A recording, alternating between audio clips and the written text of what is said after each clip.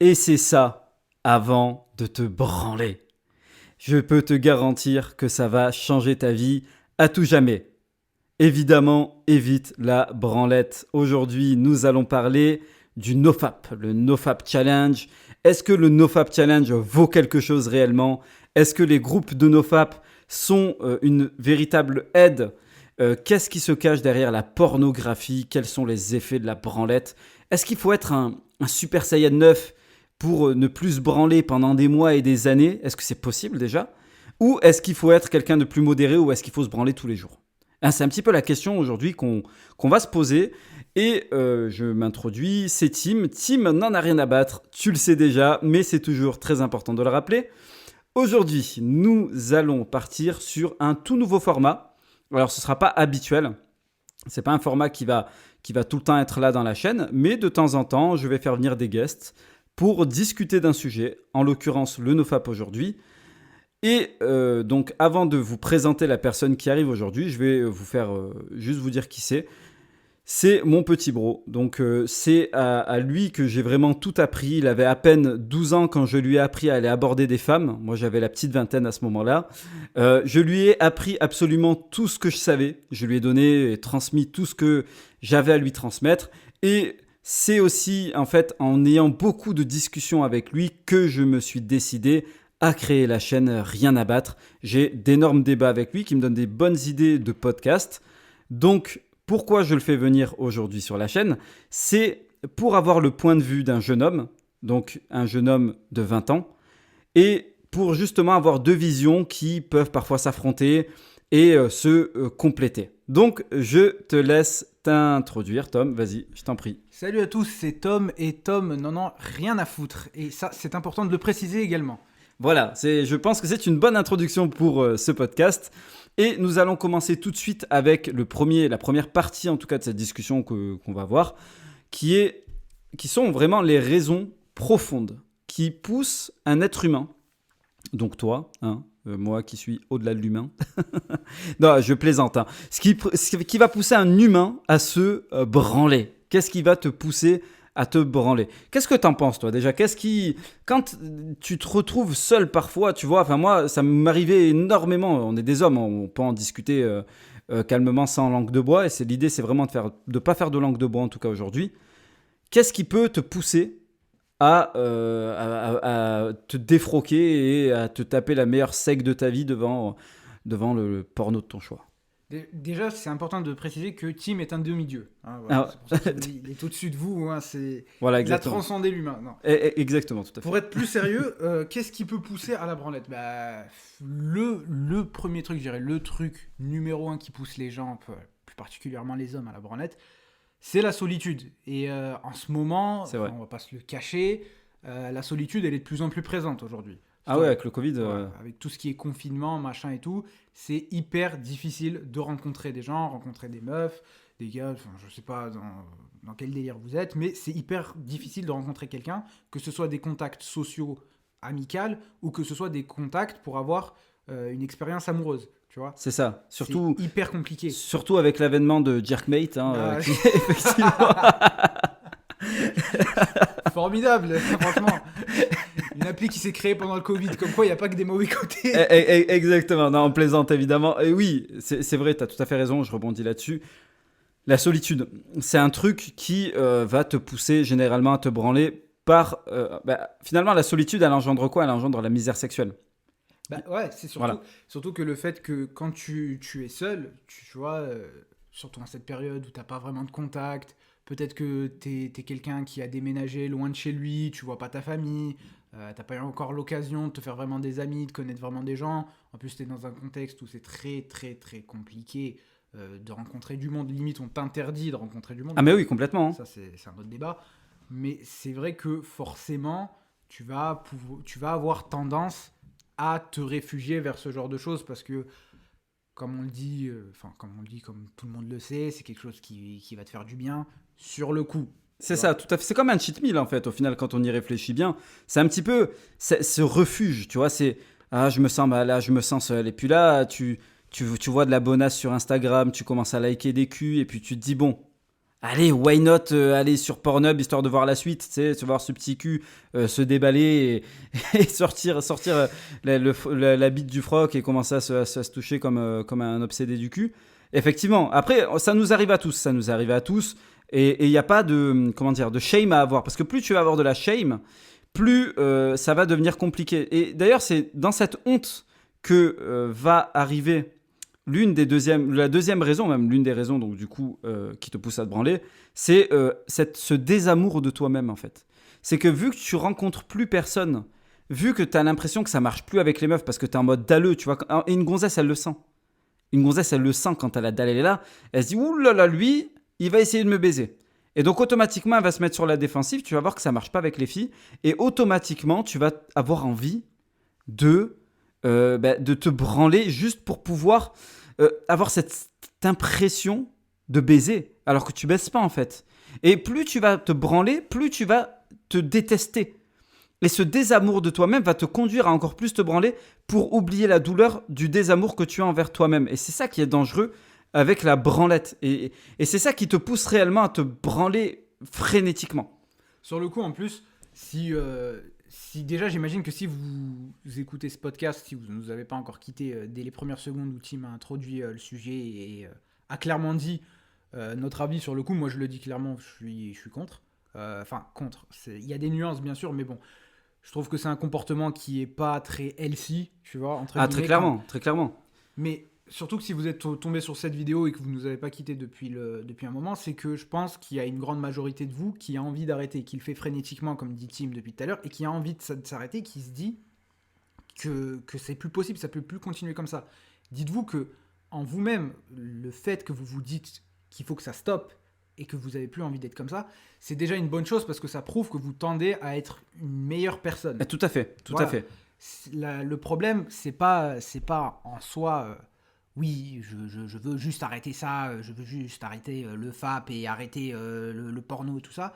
Non, si vous le faites, c'est parce que vous tendez à être quelqu'un de mieux, vous tendez à être la personne que vous avez envie d'être. Tout à fait. Et c'est pas un comportement qui correspond au type de personne que vous voulez être. Déjà, c'est très bien, on vous en félicite. Oui, bien sûr, évidemment. Arrêter.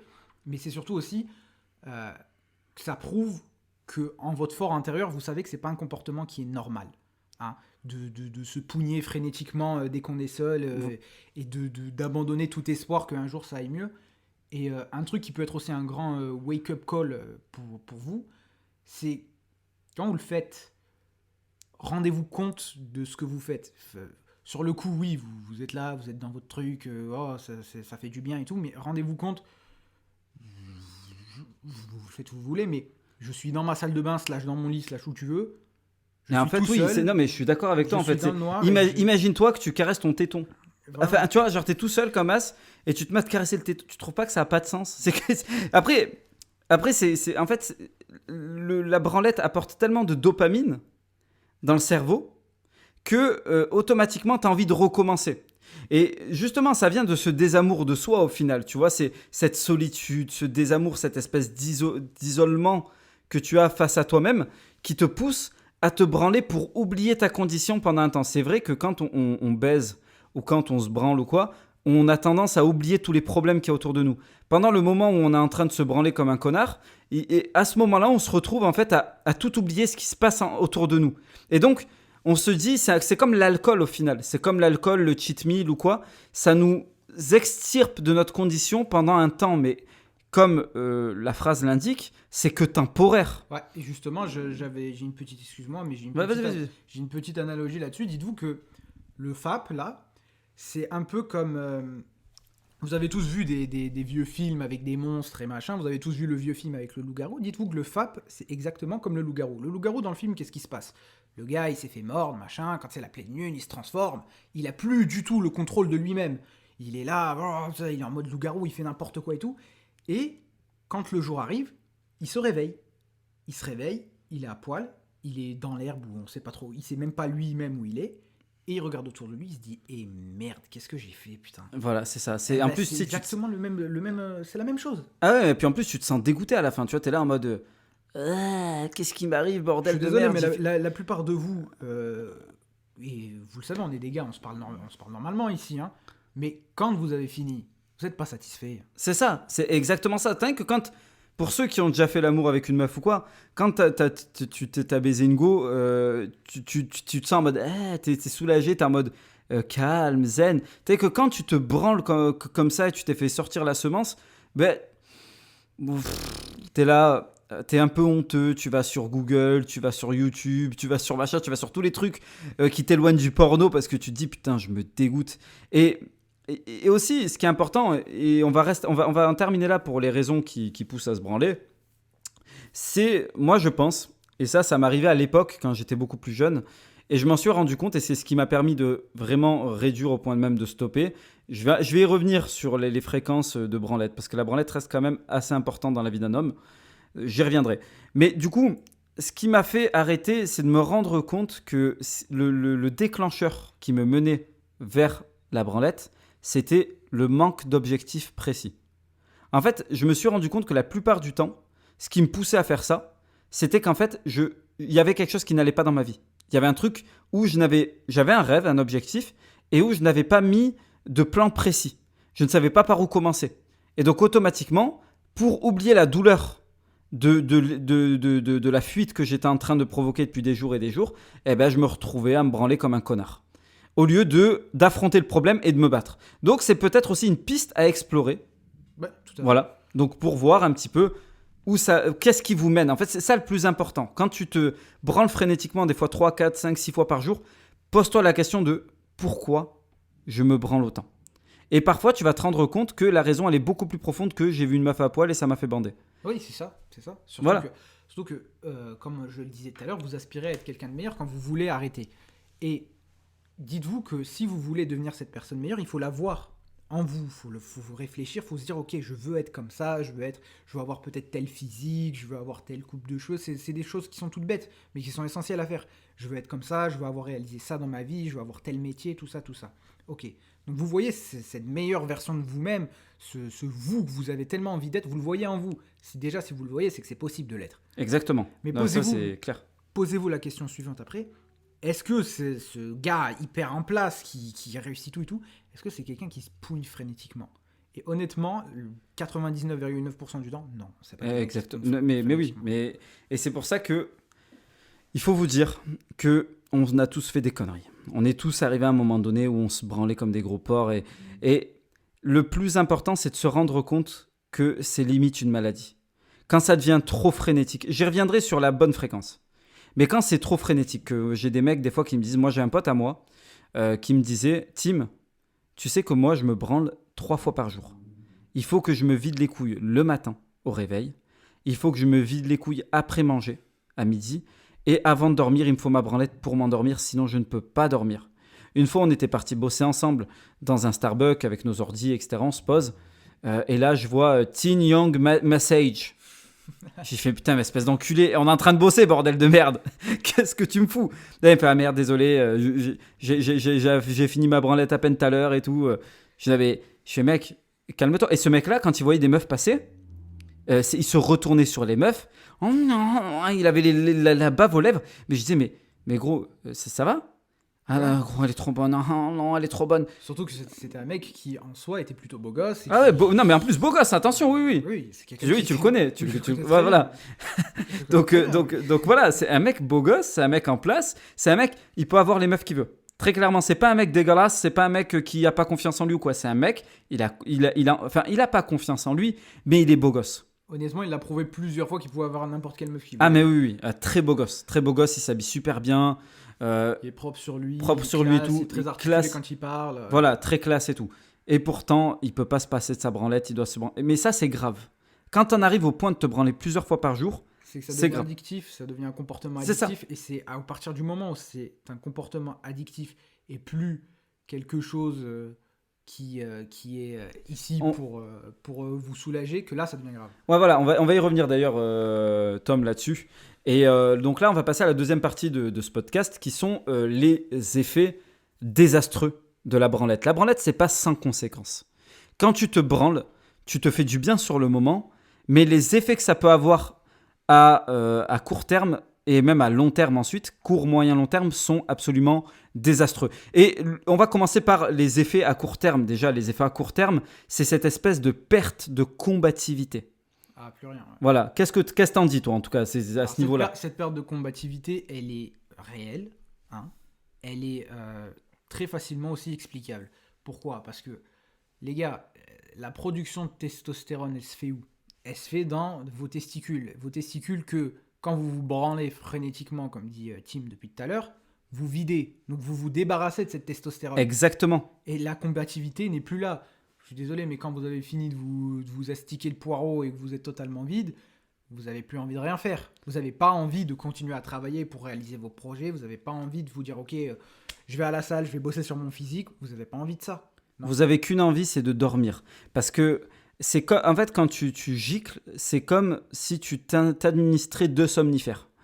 T'as qu'une envie, c'est que t'es totalement au ralenti pour le reste de la journée. Et c'est pour ça que la branlette, elle est aussi dangereuse. D'ailleurs, il y a un truc très intéressant qui s'est passé à Hong Kong, il me semble, si je dis pas de conneries, Hong Kong ou Taïwan, peu importe. C'est vérifiable, il y a les sources. J'essaierai de les mettre en description si je retombe dessus. Où le gouvernement taïwanais ou le gouvernement d'Hong Kong a bloqué les sites porno pendant que le pays était en révolution. Pourquoi ils ont fait ça ? Ils ont écrit à la place donc, du site porno qui devait s'afficher, au lieu d'essayer de dépenser votre énergie pour vous branler, utilisez-la pour vous révolter. Et c'est un petit peu l'affaire de l'homme du quotidien. L'homme du quotidien, on le nourrit de connasses qui montent leur cul dans les téléréalités. On le nourrit de sexe à volonté. Il a les applications de rencontres où les meufs elles montent leur cul volontiers. Instagram, OnlyFans, Pornhub. Le mec du quotidien, il travaille 5 jours sur 7. Il rentre chez lui, il se branle, il s'endort. Il va travailler le lendemain, il se branle, il s'endort. Et il espère choper un cul un jour par miracle. Il espère choper ce cul. Mais il n'y parviendra jamais parce qu'il est enfermé dans cette réalité. Quand il se branle, qu'il vide sa semence, eh bien c'est à ce moment-là qu'il perd toute sa combativité et qu'il n'ose même plus se rebeller contre sa condition. Les gars, surtout que cette vidéo, c'est un peu aussi un cri du cœur de la part de Tim et de moi-même, dans le sens où vous valez mieux que ça. Très clairement. Mais putain, oui. Mieux que ça. Hein. Vous valez mieux que Thierry, 45 ans, qui rentre du taf et qui est complètement crevé et qui va aller sur tel site porno pour se soulager pendant même pas 3 minutes et après aller dormir. C'est ça. Vous valez beaucoup mieux que ça. Hein. La plupart de vous, je ne sais pas que vous soyez jeune ou vieux, vous êtes des hommes, des jeunes hommes, des plus vieux, des plus expérimentés qui aspirent à faire quelque chose d'un peu plus grand. Et ça ne correspond pas à votre objectif. Vous valez mieux que ça. Et je suis désolé, quand on est dans une société qui nous pousse à la consommation. À la consommation de porno, à la consommation d'OnlyFans, etc. Voilà, c'est ça. Même au niveau sexuel, on vous pousse à la consommation, non. Même avec ce féminisme de merde, féminisme actuel. Ce féminisme qui, soit dit en passant, combat l'objectivisation de la femme et qui derrière dit aux femmes de marchander leur fierté, leur dignité. Hein, c'est assez dingue. Et même ça vous pousse à être des gros branleurs et à vous branler comme des connards. Et il faut prendre conscience de ces manipulations. Il faut prendre conscience de toutes ces manipulations. Un homme qui a les couilles vides, c'est un homme qui est servile. Les gars, surtout qu'on vous vend les femmes avec cette nouvelle société féminisée qui, oh regardez, c'est génial, OnlyFans, machin, Instagram, on peut montrer ouais, t'es une queen, notre cul en string ficelle et tout. Les gars, on vous vend la femme comme un produit de consommation. C'est ça, et putain, c'est drôle parce que c'est ce qu'elles combattent, ces connes. Ouais, c'est ça. En fait. C'est ça. Je suis désolé, mais quand tu es là en train de dire oui, les femmes ont leur place dans leur société, on n'est pas que des objets, on n'est pas des putes, bah prouve-moi que tu n'es pas une pute. Ne te fais pas cette OnlyFans. Mais hein? Tout à fait. Et pourtant, elle n'hésite pas à le faire. Ça montre bien cette hypocrisie. Et cette hypocrisie qui est le visage de la société actuelle, qui est une hypocrisie, qui est une farce, qui est une blague, et puis même on peut le voir avec cette crise du coronavirus, c'est une vaste blague. On vit dans une vaste blague. C'est un épisode de South Park dans lequel on vit, c'est grave. Surtout que je tiens à faire une petite parenthèse, je ne dirais pas le nom de l'influenceuse qui a fait ça, mais on en parlait avec Tim à un moment. C'est une influenceuse, en gros, qui... on est tous au courant de ce que c'est le No Nut November, hein, c'est le fameux mois créé par l'armée du NoFap, là, qui te dit qu'il ne faut pas il ne faut pas sortir ta semence en novembre. Voilà, exactement. Novembre, c'est parce que ça rime bien, probablement. Ouais, voilà, c'est No Nut November. Voilà. Et il y a une influenceuse, dont je tairai le nom, hein, qui a commencé à péter un câble sur les réseaux sociaux. Elle n'est pas française, hein, elle est américaine. Mais qui avait commencé à péter un câble sur les réseaux sociaux, en mode non mais c'est n'importe quoi. Et c'est une meuf qui se proclame lutter pour les droits masculins. Alors déjà, première blague. Hein, première blague. Ouais, non, mais la meuf dit non mais c'est n'importe quoi d'interdire aux hommes pendant un mois de se masturber. Nous, ce qu'on fait de là où je viens, c'est en Amérique, hein, on a le Movember, c'est-à-dire que les mecs doivent faire pousser leur moustache. Et tu sais quoi, moi je vous lance un autre défi que le No Nut November, c'est vous devez nut tous les jours. Attends, évidemment, le lien vers mon OnlyFans. Ah bah oui. Et le pire, c'est qu'elle dit, en fait, le nombre de fois que vous devez nut, ça correspond au numéro du jour. C'est-à-dire que si on est le premier une fois, le deuxième deux fois... au bout du 30e jour, t'es mort. Oui, c'est le concept. Je pense que tes testicules sont décédés à ce moment-là. Mais le truc, c'est que dans cette société féminisée, on vous vend même des femmes qui luttent pour vos droits. Oh mon Dieu, c'est magnifique. Ouais, c'est trop bien. Mais les femmes comprennent nos combats, pas du tout. Non, mais oui. Les femmes ne peuvent pas comprendre nos combats, elles ne les comprendront jamais. Complètement. Et un homme, enfin une femme, elle est déjà. Elle a juste à être bonne. Et elle trouvera un mec, il n'y a pas de souci pour elle, et un mec qui s'occupera d'elle. Un mec qui doit se construire.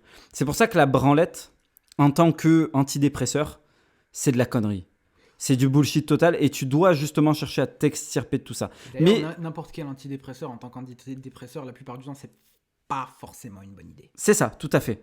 Mais on va y revenir parce qu'il y a, en parlant de cette branlette, il y a quelque chose de beaucoup plus dangereux qui se cache derrière la branlette. Parce que la branlette, au final, malgré tous les effets désastreux qu'on vous a du coup énumérés, c'est qu'un arbre qui cache toute une forêt qu'il y a derrière, la forêt de la pornographie. Ce danger, cette abomination. Alors tu vois, là t'as l'impression que je suis un Christian, tu sais, qui essaye de se battre pour son église et tout. Fervent tu vois. Catholique, Tim. Et voilà, fervent catholique. Mais évidemment, ce n'est pas pour ça que je dis ça. C'est une abomination. Parce que la pornographie te fait complètement sortir de la réalité. Moi, quand on me pose la question, à un moment, je me rappelle, je discutais avec une amie qui me disait « Ouais, mais toi, par exemple, elle est très féministe en plus, hein. Elle me dit « Qu'est-ce que t'en penses de la pornographie ?» Je lui ai répondu clairement ce que je pense. La pornographie, c'est dégueulasse. C'est répugnant. Dans le sens où, les gars, le sexe, c'est quelque chose de beau, c'est quelque chose de magnifique. Je suis pas en train de dire que le sexe, c'est pas quelque chose de beau. Non, le sexe, c'est beau. Mais le sexe, par définition, c'est fait pour être un moment d'intimité. C'est fait pour être un moment que tu partages à deux. Après, si ta meuf, elle aime se prendre des baffes, libre à toi de lui en coller. Vous faites ce que vous voulez. Voilà, c'est ça. Tant que la femme est consentante et tant que tout... Voilà, disclaimer, évidemment. Tant que la femme est consentante. Vous faites ce que vous voulez. Mais pour moi, vous faites ce que vous voulez tant que c'est dans l'intimité de votre chambre à coucher à vous. Ça ne devrait pas être... Dans votre cave. Hein. Dans votre cave, dans votre chambre à coucher, on passe le bonjour à tous nos gars de quartier.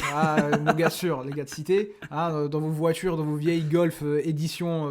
Ça reste entre vous. C'est le concept. C'est le concept. C'est vraiment... la sexualité, comme le dit Tom, c'est quelque chose qui est censé rester entre l'homme et la femme, ou entre l'homme, si t'es chanceux, et les deux femmes. Vous avez les 4, vous avez 8, ça dépend à quel point tu es chanceux. Voilà, surtout à quel point t'as de la thune. Ne nous mentons pas. Mais le truc qui est important à comprendre, derrière tout ça, c'est que à un moment donné, la pornographie va forcément te faire sortir de la réalité. Pourquoi ? Premier point déjà de la pornographie qui peut détraquer le cerveau d'un petit gars qui va se lancer dans sa vie sexuelle. Le chibre des mecs. Alors on va parler vite fait de Jordi El Nino, hein, les gars. Et me dites pas que vous connaissez pas, les gars, c'est l'emblème de la chaîne. C'est la bannière de cette chaîne, littéralement. Allez, voilà. Excusez-moi, le mec a un braquemar de 75 cm. C'est un anaconda, le truc. C'est un troisième bras. Voilà, c'est un troisième bras, c'est un bras de gosse, c'est ce que vous voulez, ok. Comme le mec. Fatal Bazooka, un bras d'enfant dans le calcif. Exactement, monté comme un âne. Voilà. Donc, à un moment donné, quand un jeune homme va rentrer dans la vie sexuelle et qu'il voit tous ces braquemars de 28 cm, de 32 cm, le mec, comment veux-tu qu'il ne complexe pas? T'arrives dans la sexualité, t'as jamais vu de sgeg d'autres mecs parce que t'es pas pédé. Voilà. Donc tu regardes pas les sgegs des autres mecs. Mais derrière, tu regardes un porno. Et porno, inévitablement, tu vas tomber sur des sgegs. Et là, derrière, bon, mis à part si tu regardes du porno japonais, où là, ils ont des sgegs, c'est la taille d'un petit doigt. Mais quand tu regardes un porno, Brothers, etc. et tout, tu vois, vraiment les pornos, quoi. Eh ben, tu vois, les mecs qui ont un braquemar énorme. Comment veux-tu que le gars ne soit pas complexé par la taille de sa bite? Surtout que ces types-là, c'est comme le dit Tom souvent, et ça m'éclate, mais complètement au sol, quand il me dit, quand ils se rencontrent dans tu sais, le truc de Step Sister et tous ces délires bizarres, et que là, elle fait bon, ok, on peut y aller, mais tu dois être rapide, d'accord? 50 minutes plus tard, il continue à la tamponner. Ça a zéro sens. Vraiment. Non, mais déjà, en parlant de ce problème de braquemar énorme là, et de tout ce truc, dites-vous, les gars, qu'il y a une étude qui a été réalisée en France et que la taille moyenne du chibre d'un gars, c'est entre 12 et 15 cm. Moyenne, 12 et 15 cm. Voilà. Il y en a qui sont un peu plus petits, il y en a qui sont un peu plus gros parce que c'est une moyenne. Mais c'est la taille moyenne. Donc, quand vous voyez ces gars-là, là, qui ont des sgegs de 65 cm de circonférence par 12 milliards de centimètres de longueur, non, ce n'est pas la réalité. Ils ont été sélectionnés pour devenir acteurs porno à cause de ça. Voilà, des fois, certaines, c'est des malformations, des maladies.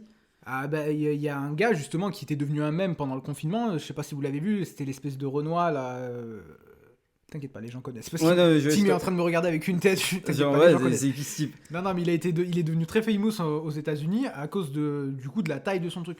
Sauf que le gars, c'était une malformation qu'il avait, en fait, au niveau d'une glande du cerveau. Je suis pas scientifique, hein, je sais pas comment ça s'appelle. Ouais, mais on s'en branle. Mais il a... ouais, non, oui, on s'en fout. Mais il avait une malformation qui fait que son corps n'arrêtait pas de grandir. Donc forcément, son appareil génital avec. Et il en est mort. Hein, donc, voilà. Dites-vous déjà que si vous n'êtes pas aussi gros que la plupart des acteurs que vous voyez dans ces films, c'est pas grave. Surtout que, bon, à part si vous êtes du forum jeuxvideo.com 18-25, là c'est sûr que vous avez vous avez un chiffre de 70 cm, évidemment. On embrasse tout le JVC. Si tu fais partie du JVC, n'hésite pas à commenter et à nous passer le salam, évidemment. Donc voilà, déjà rien qu'en parlant de la taille de la bite, ça peut faire complexer pas mal de gars. Où tu te dis, tu regardes ton sgeg, tu regardes un sgeg qui a quoi, 15-16 cm, c'est une bonne taille, c'est respectable, tu vois. 14, 15, 16, 17 cm, c'est très bien. Et tu vas... On s'en fout, et tu vas regarder ton zob et tu vas dire, putain, mais je suis tout petit. Comparé à ces mecs, c'est ridicule. Quand la meuf, elle va attraper ma bite pour la première fois, elle va se foutre de ma gueule. Et t'as beaucoup de mecs qui complexent et qui, du coup, leur premier rapport est catastrophique. Et d'ailleurs, ça me permet de rebondir, du coup, sur le deuxième truc qui rend catastrophique les rapports à cause de la pornographie, c'est aussi la performance des acteurs. Quand tu vois le mec piner une nana pendant 50 minutes non-stop, le mec, t'as reconnu. Jamais fatigué. Hein, voilà, fatigué. Et le mec, jamais fatigué. Enfin, le mec, ce qu'il faut savoir, c'est que ces mecs-là, pour la plupart, première chose, ils ont un désensibilisateur pour le gland. Donc, c'est une petite crème que tu passes sur ton gland pour rien sentir. Comme ça permet de retarder l'éjaculation. Et en plus de ça, les mecs prennent parfois des pilules, dont Viagra, hein, qui est une des pilules, pour bander dur pendant 3 heures. Les gars sont sous stéroïdes. Voilà, les mecs, c'est des athlètes. Les mecs, c'est des athlètes. Limite, on peut les considérer comme des athlètes, au même titre qu'on peut considérer les bodybuilders et les trucs comme ça. Mais oui, tu peux pas arriver dans une salle de sport demain et essayer de pousser 130 kilos au développé couché. Alors que t'as un rapport taille-poids 55 kg pour 1m75 et que t'es gras du bide. Non, mais c'est pas possible. Tu vois ce que je veux dire? Et à un moment donné, ça peut complexer beaucoup de mecs, dont moi, notamment, où j'avais eu le souci quand j'étais plus jeune. Donc, mon tout premier rapport, je me suis retrouvé donc face à mon premier amour, etc. Et j'avais tellement vu de porno, bordel. J'étais tellement stressé. Je me suis dit, putain, c'est ma première fois, faut pas que je me loupe, bordel. Et que j'ai pas réussi à bander. Parce que j'étais trop stressé. J'avais un stress incroyable, une pression de fou. Je me disais, il faut que je fasse une performance de génie. Il faut qu'elle se dise, waouh! Il faut que ça dure 555 heures. Voilà, c'est ça. Il faut que je la déboîte, il faut que je la défonce, tu vois. Et au final, je me suis fait un film de tout ça. Tu vois, quand j'ai vu pour la première fois la schneck de ma copine, je vois des petits poils, etc. et tout. Je suis en mode, mais putain, c'est pas tout wax, là, tu sais, tout rasé, tout épilé, comme ces Stars du X. Et en fait, ça te matrix. Oui, ça vous met dans un faux sens de la réalité. C'est ça. Et des fois, moi, c'est ça le pire type de porno. Comme tu disais, c'est ce type de porno qui est absolument infect et dégueulasse. Ce porno absolument violent qui reproduit des scènes de viol, qui va reproduire je t'attrape la tête, je te cogne la tête contre le mur, je te défonce là. C'est un combat du UFC, quoi. Oui, c'est bien avant Conor McGregor, là. Ouais, voilà. Les gars, eux, ils étaient en avance sur leur temps. Non, mais c'est ça. Mais surtout que, en fait, les gars, même si vous regardez des trucs qui sont pas aussi violents que ce qu'on dit, je tiens à vous dire quelque chose. Je vais peut-être vous décevoir, hein, mais bon, il faut que quelqu'un vous le dise.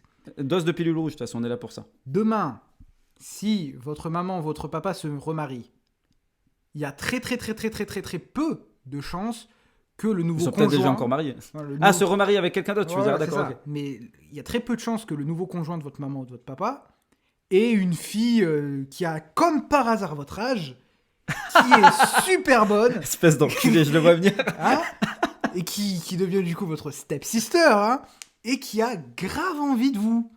Alors ça n'arrive pas. C'est que dans la... Je suis désolé, mais what are you doing, step bro? Ça n'arrive pas dans la vraie vie, ça. Step bro, I'm stuck, ça n'arrive pas non plus. Je suis bloqué dans la machine à laver. Non, désolé. Non, ça n'existe pas. Non, mais voilà, c'est pour ça, les gars, restez... En fait, la pornographie peut être un passe-temps... tant que ça reste comme un petit bonbon que tu prends de temps en temps, quand déjà tu connais la sexualité et que tu as déjà vécu ta sexualité. C'est-à-dire tu sais c'est quoi la sexualité. Il y a des moments où tu vas être ultra pas performant, il y a des moments où tu vas bander mou, il y a des moments où tu vas bander dur mais tu vas gicler au bout de 10 secondes. C'est normal. C'est normal. Et c'est pour ça que la pornographie c'est quelque chose de néfaste. En plus... Parce qu'il y a pas mal d'études qui le prouvent. J'essaierai d'en mettre des études dans la description. N'hésite pas à me le rappeler si je ne l'ai pas fait. Il y a des études qui le prouvent que cette pornographie a un effet néfaste sur la production de dopamine dans le cerveau. Et qu'est-ce que la production de dopamine? Si tu ne sais pas, je vais être très vulgaire, je vais vulgariser à fond. Les gens scientifiques peuvent me corriger en commentaire ou ajouter du contenu en commentaire pour compléter mon propos. La dopamine... c'est l'hormone du plaisir ou du bonheur. Ouais, c'est ça, du plaisir. Ouais. Voilà. C'est en gros cette réponse qu'a donnée la nature pour t'encourager à avoir un comportement qui fait du bien à ton corps. Manger un bon repas, manger du sucre. Typiquement, le sucre, le glucose, c'est l'instrument numéro 1 pour ton cerveau. Ton cerveau a besoin de glucose. Donc, quand tu vas manger quelque chose de sucré, automatiquement, tu vas avoir un gros shoot de dopamine. Pour te dire, oui, c'est ça qu'il faut que tu manges. Fonce, c'est ça qui va te faire survivre. Le sexe, c'est pareil. Tu vas avoir ce shoot de dopamine pour te dire oui, c'est ça qu'il faut faire pour qu'on survive. Le corps est tourné vers la survie. Donc automatiquement, quand tu vas avoir tendance à trop regarder de porno, déjà dis-toi une chose, c'est que ton grand-père ou ton arrière-grand-père, dans sa vie, il a vu une chatte. Et dis-toi qu'il y a des mecs qui connaissent par cœur la chatte de Riley Reid. Ils peuvent... Non mais le mec peut voir... Ils ne l'ont jamais vu. Ouais, voilà, ils peuvent ne pas voir le visage de Riley Reid, juste sa chatte et dire c'est Riley Reid. Tu vois, mais c'est pour te dire à quel point aujourd'hui notre génération... on a vu des milliards de chattes. Et c'est à partir de ce moment-là que les choses deviennent graves. Je suis désolé. C'est ça. Juste pour faire une petite vulgarisation très rapide, excusez-moi. La dopamine, c'est l'hormone du plaisir, mais c'est aussi l'hormone qui vous permet de construire des habitudes, en fait. Okay. Donc, maintenant que vous savez ça, quand vous regardez ce genre de film, que moi je vais être un peu plus extrême que Tim, que moi je cautionne pas du tout, et je pense que ça devrait vraiment pas exister, si vous regardez ce genre de film tout le temps, et qu'il y a de la dopamine qui est relâchée, forcément, ça va devenir une habitude chez vous, en fait. Ouais. Frénétiquement, vous allez le faire. Mais des fois, tu te surprends quand tu es dans ton lit, peut-être à minuit, avec la main dans le falzar, sans comprendre pourquoi. Donc, à partir du moment où vous êtes tout seul chez vous et que vous avez tapé le nom d'un site X sur votre ordinateur, ça reste moins grave, d'accord, parce que personne ne vous a vu. Mais maintenant, imaginons que vous soyez à la bibliothèque, que vous soyez au Starbucks, que vous soyez dans un endroit qui est public, et que d'un coup, à force de trop l'avoir fait, ce réflexe frénétique qui vous suit, et que vous êtes sur votre petite table à Starbucks, que vous avez tapé Asian Big Tits lesbienne, et que derrière vous, la meuf trop mignonne, de qui vous hésitez de prendre le numéro depuis au moins 3 mois maintenant, elle voit ça, vous l'avez même pas fait exprès techniquement. Surtout si c'est une Asiate d'ailleurs. D'ailleurs, en plus de trouver ça dégueulasse, elle va trouver ça raciste. Voilà, donc voilà les gars, évitez tout ça. Évitez et surtout... Le porno, je terminerai moi là-dessus pour cette petite partie. Pourquoi ça vous donne aussi un faux sens de la réalité? C'est que les gars, les meufs que vous allez rencontrer dans la vraie vie, elles sont pas comme les meufs de porno. Elles vont pas gémir pendant 450 ans. Et c'est vrai, c'est que vous fucking allez, vrai, bordel. Dès que vous allez mettre votre truc à l'intérieur, et elle va pas être là en mode ah je suis hyper chaude, regarde-moi, d'un coup j'ai envie. C'est genre en mode, Ouais, tu sais, voilà, la c'est meuf ça. qui queen comme un canard, quoi. Et ça va pas être ça les gars. Hein. Je suis désolé, mais T'as non. des meufs, elles sont ultra silencieuses. Et parfois, comme t'as trop l'habitude de regarder du porno, bah, tu vas débander parce que tu vas dire je lui donne pas de plaisir. Ou tu vas commencer à t'auto-flageller parce que t'es pas assez bon, parce que t'as pas l'impression d'être assez bon. Et surtout que les meufs, il y en a très peu. Après, vous faites ce que vous voulez. Hein. Si vous avez une copine et que votre copine aime ça et tout ça, on juge personne. Mais au premier rendez-vous, au premier acte, si vous commencez direct à lui foutre des grandes tartes, sortir un collier pour chien et lui mettre autour de la gorge en mode allez, maintenant à bois, sale chienne, je doute qu'elle va vous trouver normal. Hein. Moi, je pense surtout que vous allez finir en cellule. Donc, c'est Oui, pour ça, il y a moyen. évitez les gars, toujours avec consentement. On n'oublie pas, consentement égale important. Voilà, il faut jamais oublier ça. C'est aussi essentiel que Tim n'en a rien à battre. Et on va parler tout de suite, c'est l'avant-dernière partie de ce podcast qui commence à faire un peu long quand même, 35 minutes. On va parler du mouvement NoFap aux USA. Yes. Alors, cette partie, on avait un peu hâte de... C'est probablement c'est la best partie. chose la plus drôle. Alors, le mouvement NoFap aux USA, c'est ce mouvement d'hommes qui ont décidé de prendre leur émancipation et de se libérer de la pornographie. Entre autres, c'est un très grand combat pour les mecs du NoFap, notamment la communauté NoFap de Reddit, qui s'est mis un point d'honneur à combattre la pornographie qui mène très souvent à la masturbation frénétique. Et le NoFap, comment dire, pourquoi on en rigole? Alors le NoFap, pour tous mes fans de manga ici, c'est l'équivalent des combattants Z, c'est l'équivalent du bataillon d'exploration de l'attaque des titans, c'est l'équivalent en gros de l'académie Chunin à Naruto, c'est le clan des Uchiwa, les mecs. C'est une famille, c'est une famille. C'est des fous. Alors attention, je disclaimer les gars, pour ceux qui font partie de cette communauté, peace. Pourquoi ? Parce que cette communauté, je trouve qu'elle balance au taquet d'ondes positives. Et ça, c'est kiffant. Moi, je suis un grand supporter, je tiens à le dire. Hein. Ouais, mais oui. Moi, je rigole depuis tout à l'heure, mais je suis un grand supporter de cette communauté et de leur combat. Les mecs sont kiffants, les mecs sont géniaux. C'est un très beau combat parce que, à travers vous dire qu'il faut éviter de se masturber et de regarder de la pornographie, surtout, on vous invite à tendre vers quelque chose de plus naturel, vers une vision de la sexualité un peu plus healthy, un peu plus naturelle, et qui n'est pas basé sur des choses qui sont fausses. Les gars, la pornographie, le problème de la pornographie, c'est exactement le même problème que vous avez avec Instagram. Je suis désolé, je vais parler un petit peu, je vais faire une petite rant, mais je pense que c'est nécessaire. Quand vous allez sur Instagram, la plupart de vous, hein, vous êtes là, vous avez une vie plutôt normale, vous avez peut-être 20 ans, 21 ans, 25 ans, 35 ans, on s'en fout. Hein, sur Instagram, vous postez des photos de votre chat, des photos de ce que vous avez bouffé au resto, des photos de paysages, et puis voilà, vous n'avez pas une vie très trépidante, mais il faut se l'avouer, la plupart d'entre nous, on n'a pas une vie très trépidante. Hein. On n'est pas tout le temps dans des destinations de ouf. Mais quand vous voyez les meufs sur les réseaux sociaux, qui sont à Bali, à Tahiti, à LA, à Hong Kong, en Italie, en Espagne, tout ça en même temps, hein, sur le même Instagram, forcément, vous allez vous sentir comme une merde, parce que vous allez vous dire, putain, mais moi, je fais pas ça. Je suis pas allé dans ces destinations de ouf et tout. Le porno, c'est la même chose. Vous allez voir la meuf, là, hein, hyper bonne, comme par hasard, hein, ouais, qui est en train de baiser avec un gars qui a un chip de 55 cm. Hein, au repos. Ouais, au repos, bien sûr. Hein, et qui est en train de la faire crier dans tous les sens pendant 35 minutes. Vous allez vous rappeler de votre vie sexuelle à vous et vous allez dire, putain, mais... Je suis un naze, ouais, c'est ça, je suis un putain de naze. Je suis nul. Non. Pourquoi ? Parce qu'on vous vend pas de la réalité. On vous vend une version... on vend l'iOS Plus de la réalité. Oh, mais faux. C'est faux complet. Ça n'arrive pas. C'est pas quelque chose de bien.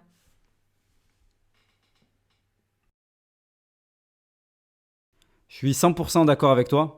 C'est vraiment... C'est pas ouf du tout. Enfin, très clairement. Mais derrière, il y a des mecs qui cherchent à s'émanciper et c'est respect à 100%. Pour ça, là, je reviens un petit peu sur le mouvement NoFap, du coup. Et je trouve que tu as 100% raison dans ce que tu as dit. C'est pas la réalité, le porno. Et c'est pour ça que ces mecs-là se battent autant pour... je dirais même que les mecs sur Reddit, donc dans le subreddit NoFap, se battent plus pour l'abolition et même l'interdiction de la pornographie que pour la branlette en soi. La branlette, à l'époque, c'était devant les magazines de la Redoute, tu vois. À l'ancienne, tu vois, je te parle vraiment. Je suis un vieux loup de mer, tu vois. Les pubs de Tahiti, là. Hein. Les pubs de Tahiti, etc. Mais ces mecs du NoFap, justement, eux veulent faire interdire la pornographie parce que la pornographie biaise tout. Elle biaise tout ce qui est possible et imaginable. Aujourd'hui, tu as des nanas, des grognasses, que tu regarderais même pas dans la rue, faut pas se mentir. Des nanas qui créent des OnlyFans et qui se rendent des godes dans le cul, qui sortent par la bouche. C'est navrant, c'est dégueulasse, ça me donne envie de vomir, quoi. Et les meufs qui ressemblent à Orochimaru, qui ressortent les... c'est incroyable. Et le truc que le mouvement du NoFap fait, c'est qu'il vous permet de vous émanciper. Et du coup, c'est pour ça que je parlais des réseaux sociaux. Il vous permet de vous émanciper de cette réalité qui est fausse. Ah mais complet, putain. En vous en échappant complètement, en vous disant non, stop, ça suffit, ce n'est pas vrai. Et il vous permet de vivre dans la vie réelle. Et au final, c'est un petit peu le message de la pilule rouge. C'est exactement ça, c'est le message que Tim essaye de vous transmettre. La philosophie du rien à battre et ce type de contenu pilule rouge, ça vous invite à sortir de ce putain de genjutsu, de cette illusion dans laquelle le système vous plonge et nous plonge. Exactement, tous. Exactement, c'est ça. Aujourd'hui, on vous vend un vaccin, on vous vend plein de trucs. D'ailleurs, Tim reviendra là-dessus dans ses prochains podcasts. Ouais, on va parler de l'esprit critique et du vaccin, etc. Surtout on vous vend plein de choses, on vous fait plein de promesses. Hein, et le porno vous fait également plein de promesses parce qu'il vous vend des choses qui sont pas réelles. Les gars, encore une fois, ce n'est pas réel. Moi, pourquoi je suis fermement contre la pornographie et aussi contre le FAP compulsif et ce genre de choses, c'est parce que, en fait, vous vous enfermez dans une bulle qui n'est pas le monde réel. Vous vous enfermez dans votre propre truc. Il y a la pornographie qui n'est pas réelle. Oui, qui vient vous border Il y a la masturbation qui n'est pas un plaisir réel. Les gars, au lieu de passer votre temps devant des sites porno à vous astiquer, faites comme les gars du NoFap. Ne vous astiquez pas. Ne soutenez pas ces compagnies qui sont par ailleurs dégueulasses, comme Pornhub, qui a aujourd'hui chuté parce que il y avait des affaires très très très très sombres. Ah ouais, c'est sale. Sale, mais à un point que je pense que vous imaginez même pas, on peut accepter beaucoup de choses.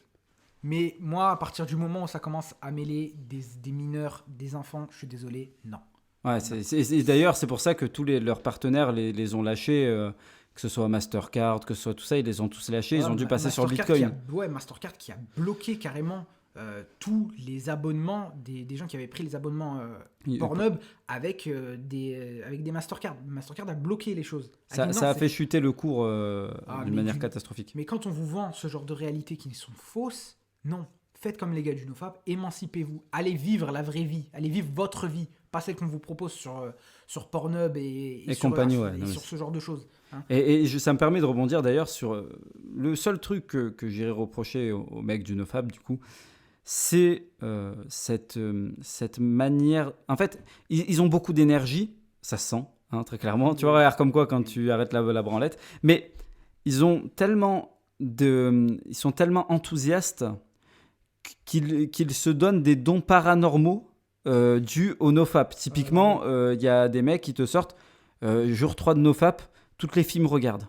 Ah, incroyable, toutes les meufs me regardent, je suis choqué, je dégage quelque chose de dingue. Jour 5 de NoFap. Putain, je commence à sentir que je lévite au-dessus du sol. Jour 50 du NoFap, le mec est capable de t'envoyer un Kamehameha à distance, faire exploser une tour. Enfin, ça va les mecs, calmez-vous. Jour 6, j'ai développé le Rinnegan. Voilà, ce genre de choses. Mais encore une fois, moi je peux comprendre pourquoi ils font ce genre de choses. Quand ils vous disent, c'est jamais on sait très bien que c'est des trolls qui disent jour 1 et demi, j'arrive à léviter au-dessus du sol. Mais c'est vrai qu'il y a ce genre de gens sur le mouvement NoFap qui vous disent jour 4, d'un coup, toutes les meufs ont commencé à me regarder et tout. Je peux comprendre parce qu'en fait, c'est pour vous encourager à continuer à faire des efforts. Ah oui, complètement. C'est pour vous dire, voilà, il y a des effets positifs. Il y a des effets positifs, d'ailleurs, à l'arrêt de la branlette. Encore une fois, tu vois tous les effets négatifs qu'on a cités, tu prends tous les effets négatifs et tu les tournes en effets positifs. Déjà, tu as plus de force, tu as plus de combativité. Tu es plus concentré. T'es plus... En fait, tu vois toute cette énergie sexuelle, et j'en parlerai dans un prochain podcast, de la transmutation sexuelle, qui est un aspect essentiel de la réussite de tous tes projets. La transmutation sexuelle, l'énergie la plus puissante chez un être humain, c'est son énergie sexuelle. Lorsque tu dépenses ton énergie sexuelle, tu n'es plus capable de mener à bien les projets, de séduire une femme, etc.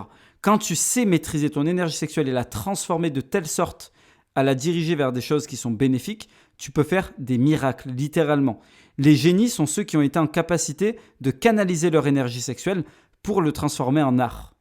Et c'est là toute la chose la plus importante dans le mouvement NoFap. Il y a une chose dans laquelle je ne suis pas d'accord, cependant, je vais y revenir, c'est de trop extrapoler les effets du coup du NoFap, plus, et ça c'est vraiment le truc sur lequel je veux complètement rebondir, c'est que ces mecs-là te disent « Stop à la branlette, c'est terminé, plus jamais de branlette de ta vie, il faut plus que tu tombes dans ce piège, le seul truc pour lequel tu as le droit de te vider les couilles, c'est sur une meuf. » Alors, je suis assez d'accord dans ce sens-là, mais il y a un truc où je ne vais pas être trop d'accord. La branlette, donc du coup là on va enfin arriver sur la fin du podcast, on va parler de fréquence. Et c'est ça le plus important. Comment gérer ces pulsions masculines qui sont des pulsions naturelles. Il faut savoir que quand tu ne te branles pas pendant une semaine, c'est là où tu atteins ton pic de testostérone. C'est là où tu atteint, tu ne peux pas aller plus haut que ça, très clairement. Et en fait, c'est même, je crois, à 24 heures ou à 48 heures, je ne sais plus. Bref, il y a un truc comme ça. Je sortirai l'étude et n'hésitez pas à me corriger en commentaire. Je sais d'ailleurs que 24 heures, si tu arrêtes juste pendant 24 heures, ça a été prouvé scientifiquement, que tu as un pic de testostérone qui se crée déjà. Ça a été prouvé scientifiquement. Alors la fréquence, le problème de la fréquence, est-ce que les mecs du NoFap ils te disent, oui, voilà, ils te disent complètement, ouais, non. Non, c'est interdit. C'est interdit, c'est péché, il faut plus jamais faire ça. Alors, c'est péché, évidemment, bon, pour ceux qui sont religieux, péché, les gars. Oui. Ok, mais parlons en termes réels maintenant. En termes réels, la branlette, elle doit se gérer. Vous devez apprendre à, du coup, vraiment gérer votre branlette. Comment on fait ça ? Quand vous savez qu'au bout d'une semaine, votre testostérone se stabilise au fond de votre corps, vous pouvez vite faire la vidange une fois par semaine. Ça ne semble pas déconnant. Tu vois, tant que c'est pas quelque chose. Regarde, un mec qui se branle une fois par semaine, c'est pas un monstre. Parce qu'à un moment donné, si tu te retiens trop de te vider les couilles, parce que c'est pas du jour au lendemain où tu vas te trouver une gonzesse. Surtout quand tu es quelqu'un d'assez timide, quand tu démarres d'en bas et que tu as besoin d'apprendre. Il y a beaucoup de choses sur lesquelles tu dois travailler d'abord. Voilà, c'est ça. Avant de commencer à ramener une fille dans ton lit, il faut que tu bosses sur pas mal de choses. On va en parler beaucoup dans Rien à battre. Ça va venir. Mais avant d'en arriver là, il faut que tu évites tout ce qui va être problème à la prostate parce que ton ancien sperme va, il va fermenter. Hein, voilà. Pourrir, j'ai envie de dire, il va pourrir au fond de ta prostate. Logique, moi, voilà, c'est pas dans les couilles le sperme liquide, c'est dans la prostate. Et du coup, tu as besoin de temps en temps de faire la vidange. Mais les gars, c'est pas une incitation, vous branlez 3 fois par jour, hein, qu'on soit clair, hein, qu'on soit d'accord. Une fois par semaine. Oui, voilà, justement, ce que je vais rebondir là-dessus. Je pense que déjà, le NoFap, le NoFap, c'est basé sur le fait qu'on te donne un challenge. Pendant 90 jours, tu ne le fais pas. Pourquoi 90 jours ? Parce que 90 jours, ça a été prouvé scientifiquement que c'est le temps qu'il faut pour construire une bonne habitude. Ouais, surtout pour l'ancrer. Et se débarrasser d'une mauvaise. Voilà. C'est surtout pour l'ancrer. Okay. Parce que pour créer une bonne habitude, 21 jours suffisent. Mais 90 jours, c'est vraiment pour l'ancrer, en faire vraiment quelque chose qui ne te quittera pas pendant des années. Donc, quand les mecs du NoFap vous proposent de ne pas vous masturber pendant 90 jours, déjà... certes, ça peut paraître un peu hardcore. Moi, mon opinion diffère un peu de celui de Tim, mais ça peut paraître un peu hardcore. Oui, c'est vrai. Mais déjà, ces 90 jours, il faut vous dire que c'est pas juste 90 jours où vous n'allez pas vous pougner et puis c'est tout. C'est 90 jours aussi où on vous dit de ne pas regarder de pornographie. Pourquoi on vous dit de pas de regarder de pornographie ? C'est pour changer votre vision de la sexualité, en fait. Pour que ça devienne plus sain. Voilà, pour que dans votre cerveau, vous réalisiez que cette vision de la sexualité qu'on vous a vendue pendant tant d'années, elle est biaisée, qu'elle n'est pas réelle et que ça s'enlève en fait de votre tête. Mais oui, ça peut se retirer. Le corps, en fait, ce qui est beau, c'est que quand tu lui enlèves la source néfaste, c'est un petit peu comme la perte de calories. Si tu retires les sources qui t'apportaient trop de calories dans ta journée, automatiquement, tu vas mincir. J'y reviendrai dans le prochain podcast, ça, d'ailleurs. Mais effectivement, voilà, c'est ça. Et la réalité aussi, c'est que la masturbation et tout, je suis d'accord que si vous êtes religieux, c'est une autre question. Voilà, moi je sais que... Voilà, c'est totalement... Je sais que, par exemple, moi c'est mon cas, c'est une autre question. Mais si vous n'êtes pas religieux, la chose et le conseil que je donnerais, c'est que c'est quelque chose qu'il faut savoir gérer à partir du moment où vous avez une meilleure relation avec la sexualité, vous avez une vision qui est plus saine de la sexualité. À partir de là, vous allez pouvoir le gérer. Mais si vous frustrez, en fait, totalement du premier ça, coup. c'est mauvais, c'est mauvais, c'est mauvais. Couper. C'est comme en fait quelqu'un qui essaie d'arrêter la clope. Si d'un coup il se frustre et il se dit allez, plus de clope, tous les jours, ni matin, ni midi, ni soir, forcément il va rechuter direct. Faut vous dire que là, c'est un pari sur l'avenir. C'est ça. Et la masturbation, c'est une addiction. Faut parler en termes réels, faut parler en termes vrais. C'est une addiction. C'est une addiction qui peut être reconnue au même titre qu'une addiction à la drogue, qu'une addiction à la clope, qu'une addiction au café, qu'une addiction aux jeux vidéo, ce que vous voulez. C'est une addiction. Et pour se remettre d'une addiction, malheureusement, on aimerait tous que ce soit pas comme ça, mais malheureusement... qu'il y a une sorte de hack, un petit secret... Malheureusement, la rechute, elle fait partie du processus. Voilà. C'est quelque chose qu'il faut vous dire. La rechute va arriver. C'est pas une question de quand est-ce qu'elle va arriver, machin et tout, mais c'est une question de, en fait, quand elle va arriver, vous allez savoir le gérer, en fait. C'est ça. Il faut pas avoir... c'est pas grave à un moment donné si tu as chuté. On perd tous des batailles. Ça fait partie de la guerre. On ne peut pas gagner toutes les batailles d'une vie. Le plus important, c'est de rester constant. Et même si un jour tu chutes, c'est de te dire, demain est un nouveau jour, et demain, je vais pouvoir reprendre ma vie en main et repartir sur de bonnes bases. Et c'est ça le plus important.